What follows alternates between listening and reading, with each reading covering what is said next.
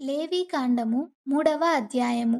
అతడు అర్పించునది సమాధాన బలి అయిన ఎడల, అతడు గోవులలోనిది తీసుకొని వచ్చిన ఎడల, అది మగదే గాని ఆడుదే గాని యెహోవా సన్నిధిని నిర్దోషమైన దానిని తీసుకొని రావలెను. తాను అర్పించు దాని తల మీద తన చెయ్యి ఉంచి ప్రత్యక్షపు గుడారము యొక్క ద్వారమున దానిని వధింపవలెను. యాజకులగు అహరోను కుమారులు బలిపీఠము చుట్టూ దాని రక్తమును ప్రోక్షింపవలెను.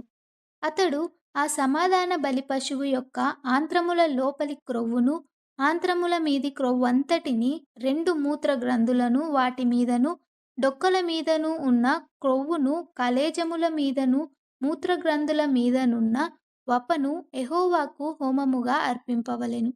అహరోను కుమారులు బలిపీఠము మీద అనగా అగ్నిమీది కట్టెలపైనున్న దహనబలి ద్రవ్యముపైని దానిని దహింపవలెను.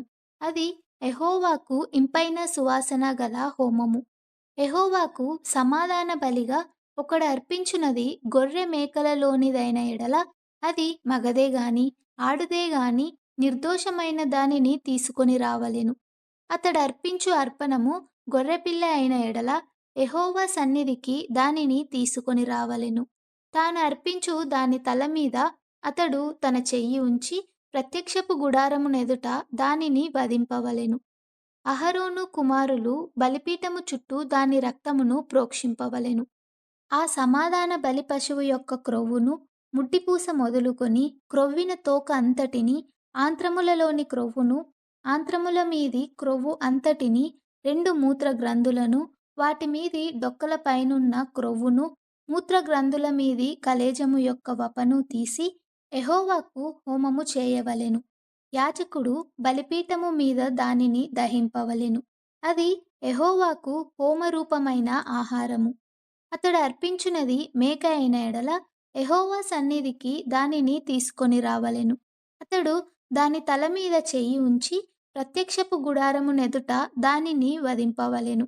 అహరోను కుమారులు బలిపీఠము చుట్టూ దాని రక్తమును ప్రోక్షింపవలెను.